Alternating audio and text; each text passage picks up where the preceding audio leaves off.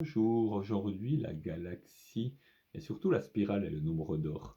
Si vous regardez bien l'image, il y a plein de petits calculs, de petites choses, de confection de ce nombre d'or qui mérite bien son nom parce qu'il est vraiment une des bases de confection du monde dans lequel on vit. C'est un monde, c'est une création, comme je crée un jeu vidéo, je crée un monde.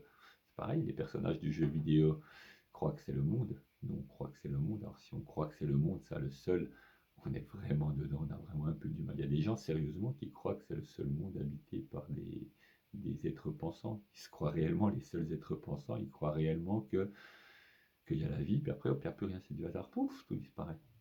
Bon, on va être un peu sérieux, et puis justement avec cette galaxie et ce nombre d'or, on voit le fondement, la fabrication, avec le nombre pi, avec ces nombres assez fantastiques. Et la racine de 2, racine carrée de 2, la diagonale d'un carré, il n'y a rien de plus simple. Et pourtant, on n'arrive pas à la calculer. Donc voilà, c'est des choses qui nous font toucher l'infini.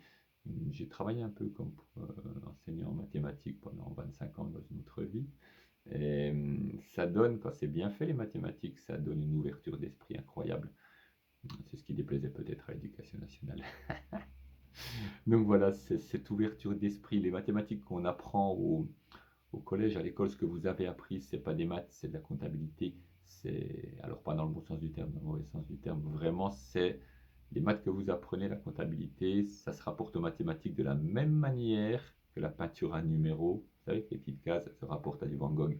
C'est vraiment ça. Donc on vous apprend la peinture à numéros, c'est pas des maths, c'est pas ça. Les maths, ça ouvre l'esprit. Est-ce que j'explique un petit peu dedans sur le nombre d'or? Si ça vous intéresse, vous pouvez regarder plein de trucs. Il y a plein de choses sur Internet. Là, pour le coup, Internet est vraiment utile. Mais c'est utile, Internet, parce qu'on s'en sert bien. Un bon outil. Et, vous pouvez découvrir plein de choses, des belles images surtout. Tapez nombre d'or, images, vous allez trouver plein de choses. Il y en a des tonnes, des tonnes. Et on voit vraiment que le monde est fabriqué comme ça. C'est une fabrication du monde aussi bien en tout petit qu'en immense comme la galaxie. Donc on prend notre place dans ce petit, infiniment grand, et on se noie là-dedans très vite, on perd pied, ça nous permet justement de relativiser et de reprendre pied plus large, beaucoup plus large. Et ça, c'est vraiment important, c'est vraiment ce qu'il y a à travailler sur cette carte, se relier à ce nombre qui fait tout et rien dans le monde qu'on peut nous percevoir.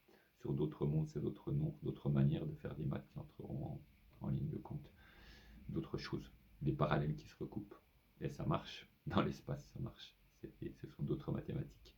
Donc là, on voit qu'il y a d'autres mondes, qu'il y a d'autres choses, qu'on n'est pas le centre du monde.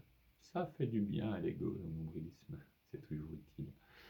Donc voilà, rentrez bien en relation avec ça et puis ressentez votre place au sein du monde, simplement sa place juste, et non pas sa place, croire qu'on est le centre, non, une place juste et simple. Simplement, voilà.